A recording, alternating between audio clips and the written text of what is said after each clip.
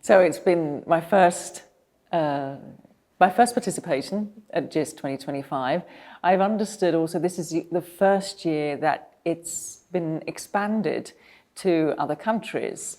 Normally it's a national event, and this year I've been particularly impressed how, well, I only know TTA obviously, but hosted by the ministries, and thanks to the support of TTA and other organizations, you've managed to bring in Australia, China, Japan, and European counterparts, as well as Republic of Korean experts. So together, our mandate as part of INSTAR standards is obviously collaborating and finding mutual cooperations as part of the digital partnerships that was launched by the European Commission together with the international partner countries to help pursue dialogue. And I think coming in person, face to face, is an opportunity to then really appreciate what other countries are doing.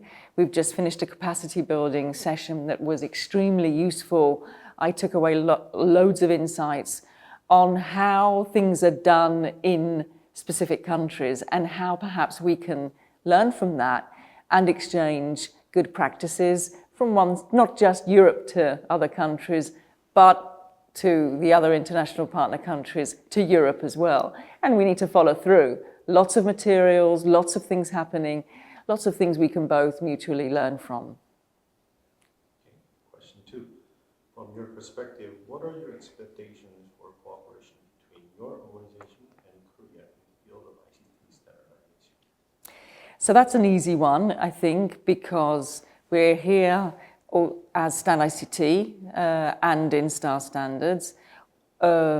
Something that's come out of STAN ICT are various assets that are landscape reports where we pool together all the standards being carried out by standards developing organizations in a report. And this is something that we hope to perhaps give to the other international partner countries and allow all the standards that are being carried out and developed in TTA example to come together and become the glue and make it more of a global type of catalogue of a landscape analysis report. Feed off the best practices from the mentoring program that we've also introduced, and also perhaps have some of the experts that you have. I've understood over 577. How can they liaise with the experts in Europe? They're already doing it in technical committees and working groups, but perhaps there are other ways that we can try and feed and learn from each other. So I think that's something we're going to take forward.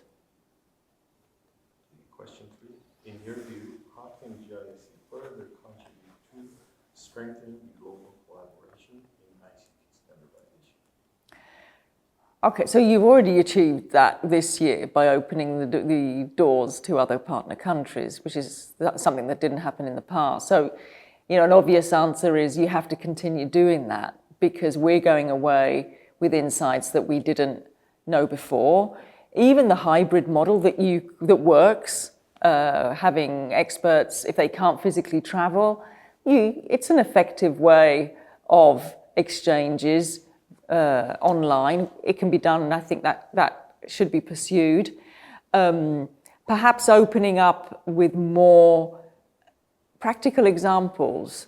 So today we heard from an expert who received funding from Europe, but he's collaborating with professors in Korea on the age certification scheme.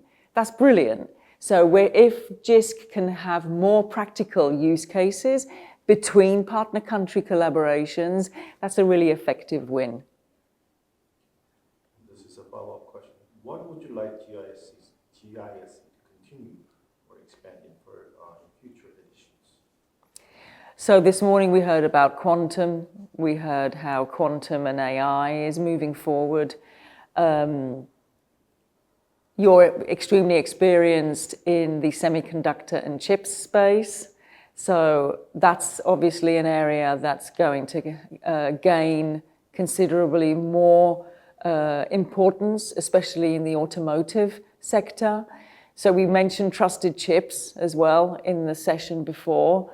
So I think topics around semiconductors, microprocessors, quantum and AI could be elements that are key areas of mutual cooperation going forward.